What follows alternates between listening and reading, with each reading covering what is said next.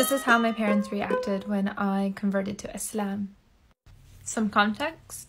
I am Hondureña, but I grew up here in the States after I was born in Honduras. My parents were the non-practicing Catholic, just by tradition type of Latinos, and I pretty much grew up agnostic my whole life. So the day that I came around to telling them that I wanted to embrace Islam and follow this religion, this is how they reacted.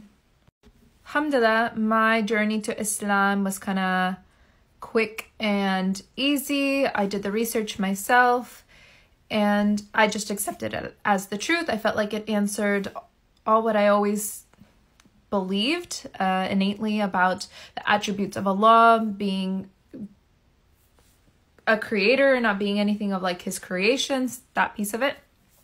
So when I wanted to tell my parents, I was already living on my own. And so I decided to wait until I could come home, visit, and tell them in person. I wasn't wearing hijab at the time.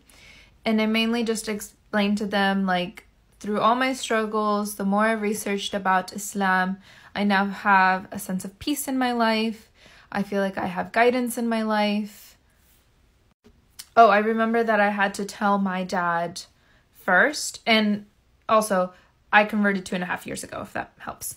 And my dad is the quiet type, so he didn't have much to say. He was just like, okay, are you sure? And then when my mom came back from visiting Honduras, she also was like, this is a bit extreme, like, why? And I explained to them, like, what Islam really is, not their perceptions that they have from what they learned in the media. And my advice to any other sisters out there or anybody that's looking to embrace Islam is that, one, you accept it as your truth, that Islam is your truth, and it might not be everybody's truth. And when you go to tell your parents, to have patience with your parents, because if I were to put myself in my parents' shoes, I bet that this came as a huge surprise, that they never imagined their little girl to grow up and be so different from what they imagined she would be like.